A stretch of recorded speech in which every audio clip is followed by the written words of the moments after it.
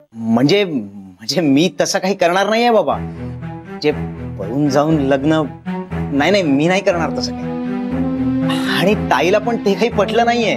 ती तर भडकली होती भाऊजींवर. ती मला म्हणत होती की आपण समजावून सांगूया आईला.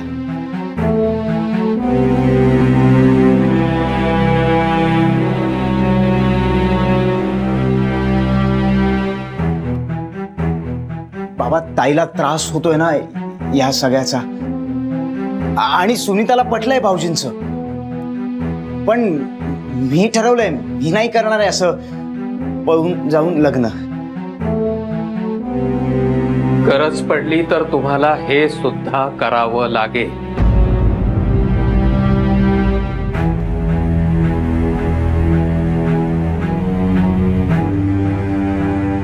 तुझ्या आईला समजावून सांगेन ही भाबडी आशा आहे जानूची.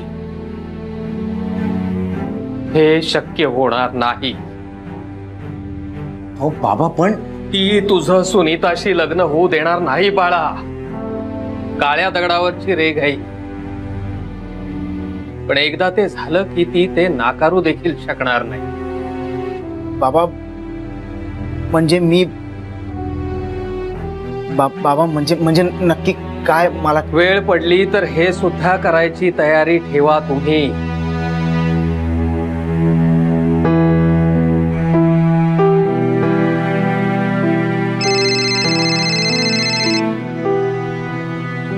भाऊजींचा फोन आहे.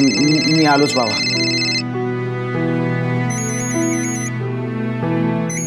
ए अरे ताईचाही. हा बोल बाळा. काय काय तिथे पण राणा. हो पण ती सुनीता तिथे काय करत होती? ती त्यांच्या मंडळाबरोबर आली होती.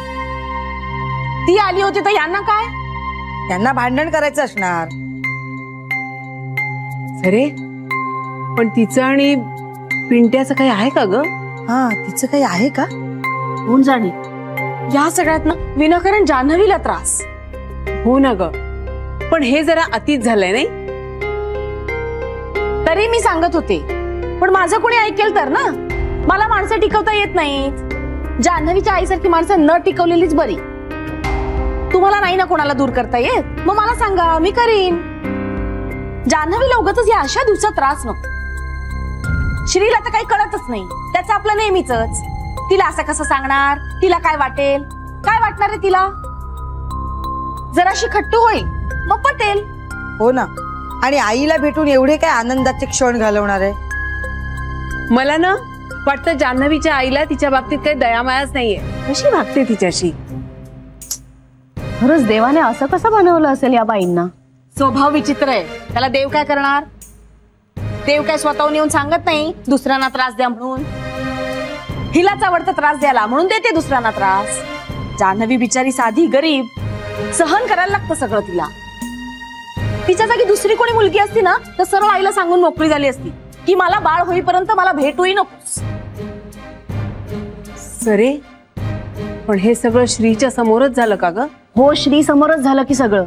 आणि म्हणाले नाही का तुम्हाला ही आधी रडल्यासारखी वाटत होती. त्या दोघांमध्ये ना काहीतरी ताण आहे असं वाटत होतं सतत. नीट बोलत सुद्धा नव्हते एकमेकांशी. काहीतरी नक्की बी नसलं. या सगळ्याला ना तिचं माहेरच जबाबदार. पास झाला आता काहीतरी बंदोबस्त करावाच लागेल.